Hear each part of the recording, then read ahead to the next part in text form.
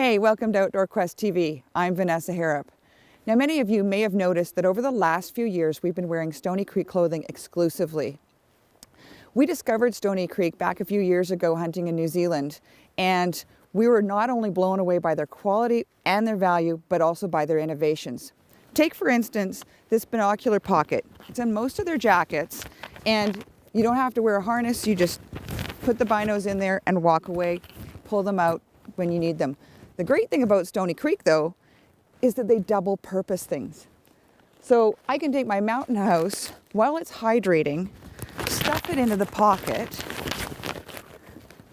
zip it up, and while it's keeping the food warm, it's also keeping me warm in these cold temperatures. Absolutely great innovation. Now, on this week's episode, we're going on a traditional Kiwi hunt on the North Island of New Zealand, and we're going to be learning some original deer culling techniques with the crew from Stoney Creek, including the president, Brent McConnell. Now, this isn't some big faceless corporation. This is a group of dedicated hunters with a passion for what they do. We hope you enjoy the hunt as much as we did. Well, Brent, we had a bit of a journey up here last night, but it's pretty early here this morning, about 6:30, so we're gonna go out and what are we gonna do? We've made our way and there's no lights anywhere, is there? No. So we're right in the middle of it. We've got a little bit of wind coming this way, so I think what we'll do, TJ, is we'll just work our way over, just work our way into wind. What do they say? They say you're better to stumble into wind than sneak downwind. Okay, sounds good. So we'll work our way just into wind, and then as the light comes up, see if any deer are poking their noses out. Okay, so kind of plan. Fallow deer, I guess, is the main one on the menu here, but there's goats and pigs and red deer. There's everything, yeah. When we've come in here, you can see that there's been a lot of pig rooting right up to the hut. Mm-hmm. So you could easily just walk out there and a 200-pound boar sitting over the ridge. Cool.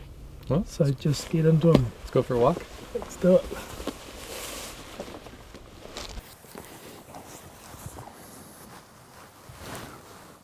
Where's it?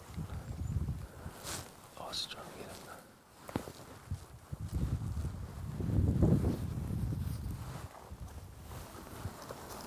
That dog's just indicated before, just as we're coming off the drag, so we'll just keep your eyes open here.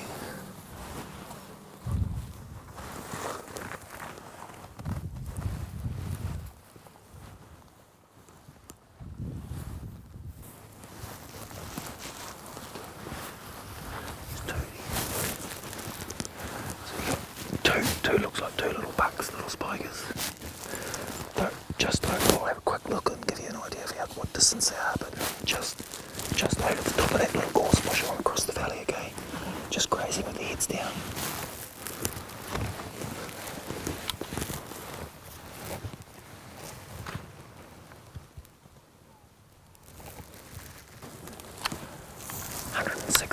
yards.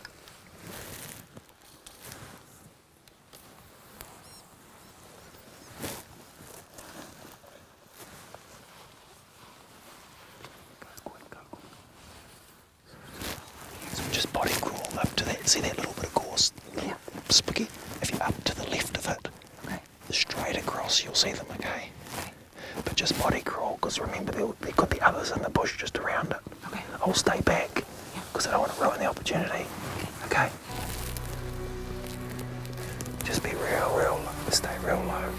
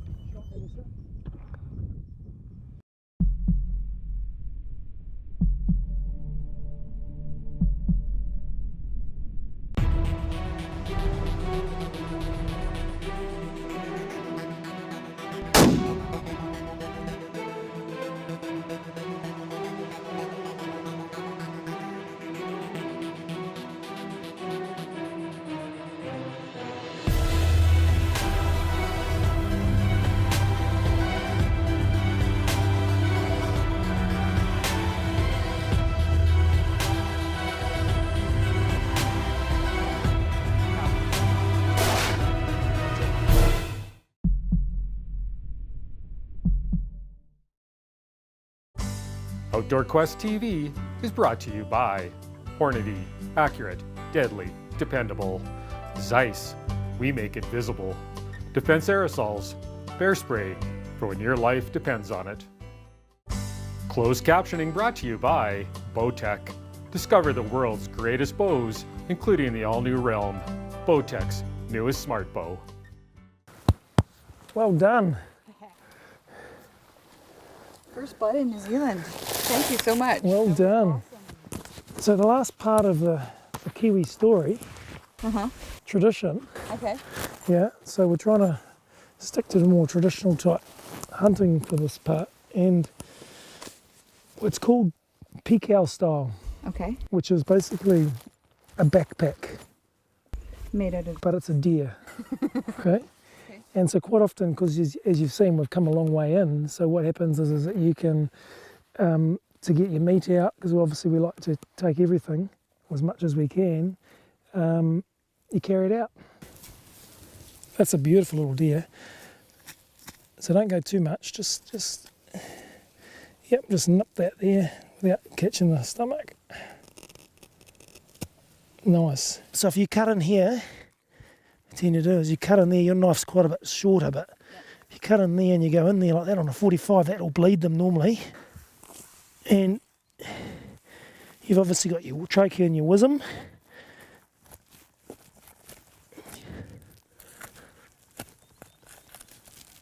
So you can go right back in through into the top of The chest? the chest or on the top end of the diaphragm. Yeah. So in the old meat hunting days, you always have to leave, they call it the pluck. Okay. So you'd always have to leave the diaphragm in, Oh. which held the lungs and the heart and everything. So all the meat hunters, and like my granddad was a deer culler, Right. so he used to have to carry out the animal Yeah. with the pluck in, because what would happen then is that they would then get to test it to show that it didn't have any tuberculosis or any other Oh, okay. diseases, and it was good for health, for human consumption, Right. and then it would get sold. And the other reason is that the pluck always had to be attached to the deer. Really? So guys were actually carrying out of the bush animals that were sometimes 5-10 kilos heavier because they were big red stags and all the lungs and all the other stuff, and they had to carry it out to get it tested to be able to sell their meat. Wow. So another really interesting thing with meat hunting is that because of the catchment areas and the farming, and obviously in the 1800s they started the farming in New Zealand and all that, traditionally you always leave the ears on the carcass. Yep.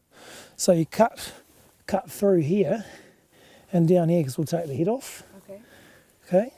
So part of traditional meat culling was you had to have the pluck in, so the heart, lungs and liver, and the ears, so that you could see that it wasn't a farmed animal. Oh, okay, right. So it's not tattooed. Yeah, or it tagged wasn't or... tattooed or tagged, and then that was a genuine feral New Zealand wild animal, and then you could sell it. Right, so you put a little slot in here. Okay. Not too big, just a little slot that the front leg's going to go through. Oh, a bit bigger than that, about, just so you can get the hoof through. Yep, and on the other side. There's a sinew running down the back of this leg here. Right. So you want to put your knife in against the back of the shin bone.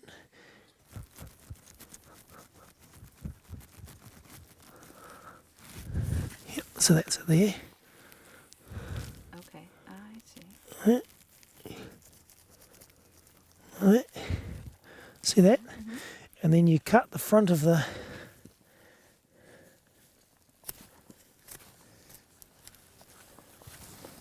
kneecap? kneecap. So that sinew holds all the weight. Okay. The reason you leave that in is so that it doesn't fall out. So when you push it through, Do we have to empty the blood out? yeah, we'll do that. We'll do that last, Vanessa. Don't worry. We wouldn't play tricks on you. So that you pop that through like this. Remember, you could be still 2 or 3 days walk with this animal. So that's why you've got to, and then you use a shin bone to lock it in place. So traditionally you're by yourself, so you drag the animal up onto something like that, and then you sit down. Yep. And you whip your things on. And you put your arms through here, Yep, right? the arms exactly through like a Just when you're getting started, you put the hood on. Yep. Okay. So, okay. Okay, now you stand up. You all right? Yep. It's a little floppy. Good work. Okay, so now you'll see these here are really important because you can use it and you can also use your elbows, right? Now there's another thing that you always do with it is obviously that gun's safe. You put your gun on top of the deer and then that way you can keep everything, your gun and everything in. Right. Now, just because of the purposes of your camera gear, we'll carry your pack for you. Thank you. But if you're just typically hunting, you'd have a pack like this. Right. You stick that in the cavity of the deer. Yeah, so that goes in the cavity of the deer. Yeah. And you've got your pack put away and it's clean. It's normally clean because you've done a great job of cleaning the animal. You've got your gun, everything there. If it was a trophy animal, you'd also carry the antler in here. Oh, okay. But obviously this isn't, so we'll discard the head Right. and we're off. Let's go.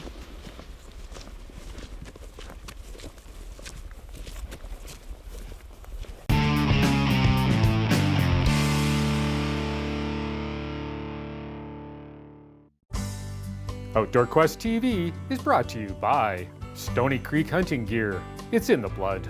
Loa Boots, simply more. Silver Willow Taxidermy, see the difference. Safari Club International Canada, first for hunters.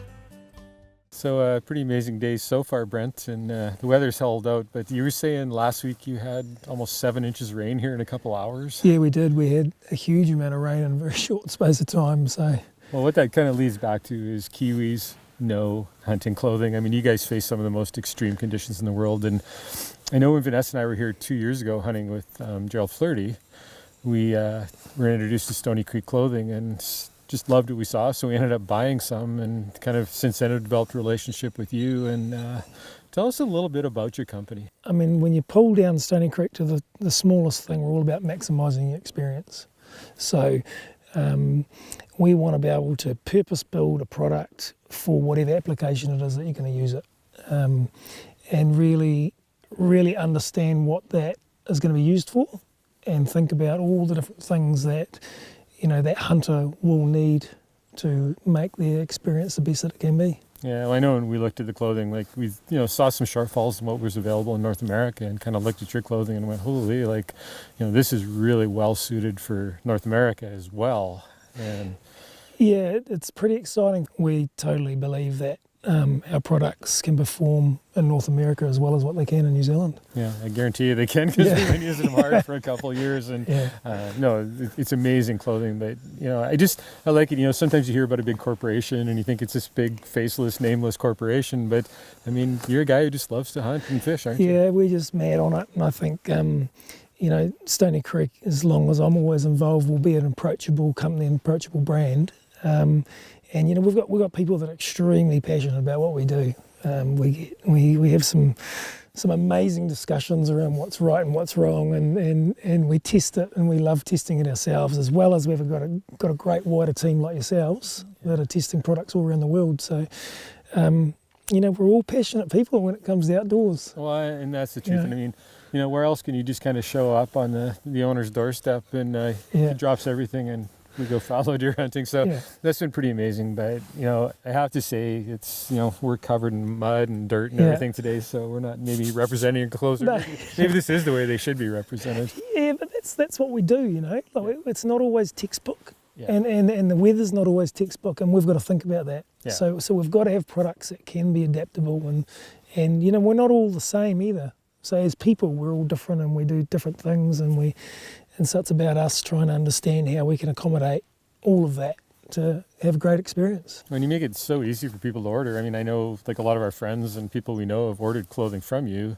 Shipping is super reasonable, and they're getting it in less than a week in some cases. It's crazy. It takes longer to fly there, doesn't it, ourselves? So, No, appreciate it, Brent, and I appreciate you taking some time. I mean, this is great, and sun's starting to shine. We got some goats on a hill over here. So. Yeah, we've got some goats, and I do believe the deer will pop their noses out shortly too, and I think you've got a bit of a big carry coming up, haven't you? Well, no, because Vanessa already proved that Canadians can carry deer. She so did. I don't need to now. She did. She did. Let's go check them out. Okay, let's get into it. So, final morning here with Brent and Brooke and Miles, and Brooke and Brent are going to take the four-wheelers down with all their gear, and I guess we're going on a little bit of a hike, are we, Miles?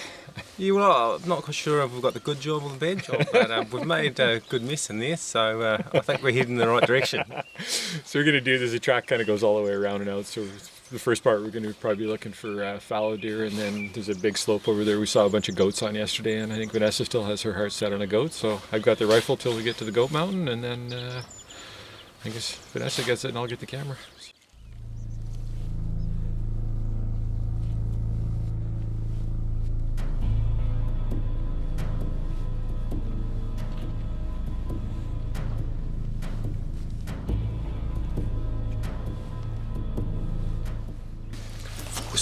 Spotted 3 big bucks up on top of the hill right above camp, of course, but they're 469 yards, but it's about as close as we're going to get, I think.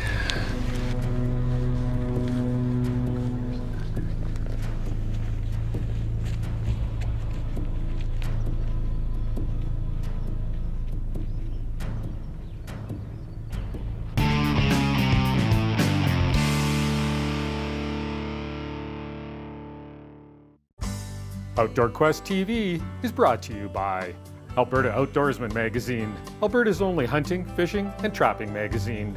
Deluxe wall tents, built in Canada for Canadian conditions. Midland Radios, communication for every adventure.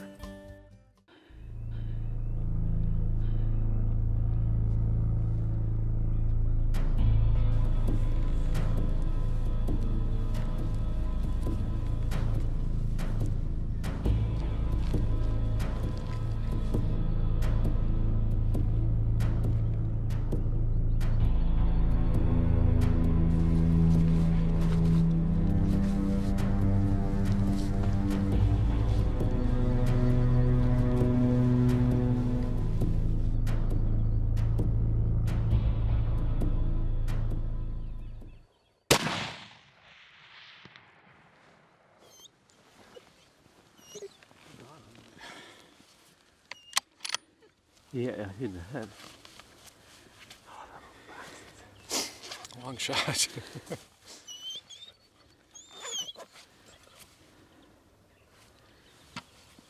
3 nice bucks together.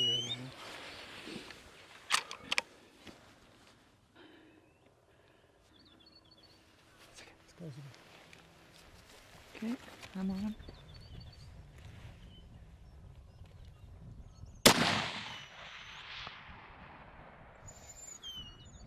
There goes the other ones. So you never know what's going to happen.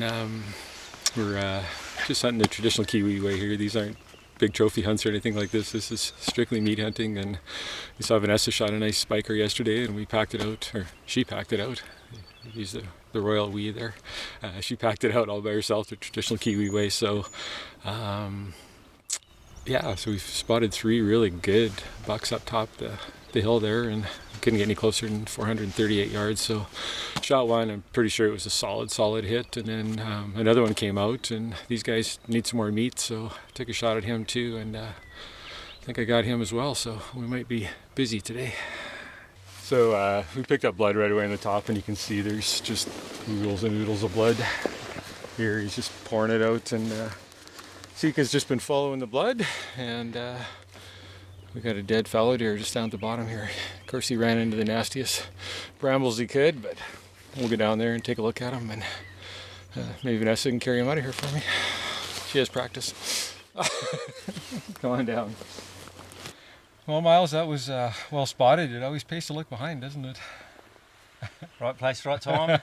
Good, well-placed shot. No wind today, so it makes it a bit easier for us. Yeah, well, it was a good deal. And I mean, like I say, we're not long-range shooters by any means, but when opportunity presents itself, it's nice to have the gear to do it. And this Rapid Z system and the Zeiss really does that. It just makes it simple. He was 438 yards. I put number 4 on him, and I got him good. But yeah, we're here with the folks from Stoney Creek, and we just really want to thank them. And you know, they talk about how the whole company's just like a family, and I think we're feeling like part of that family right now. We showed up, they've just done everything to make our hunt great, and came together this morning, and we still got to get to Auckland sometime tonight and catch a plane in the morning to South Island. So better work on getting this guy out of here and go see if we can find that other one. Well, we left Brent and Vanessa with the other deer, and Miles and I came over looking for this one, and he died in a beauty spot there, didn't he? Oh, I'm pretty sure he couldn't have died in a worse spot.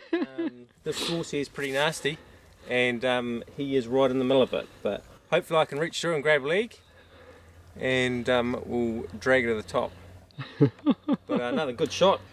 Well, Miles, that wasn't far to drag it, but it was a tough drag. Yeah, it's always a mistake dragging deer uphill. I know Breck told us earlier I always shoot him above the track, but that didn't account for dragging it to the top of the hill. Nah. But we thought this was a spike when I shot it, but he's actually broke both of his main beams right off. And we got down there and it was like, holy man, that's a big bodied spike, and that's why, because he did have a lot more antler at one time, but Brent needed some meat, so we decided to shoot, and this is just a traditional New Zealand meat hunt here, and I want to thank the whole gang at Stoney Creek for lining this up just last minute, and it has been truly one of the most fun adventures we've ever been on. These companies have provided products and services that are critical to hunts conducted on Outdoor Quest TV.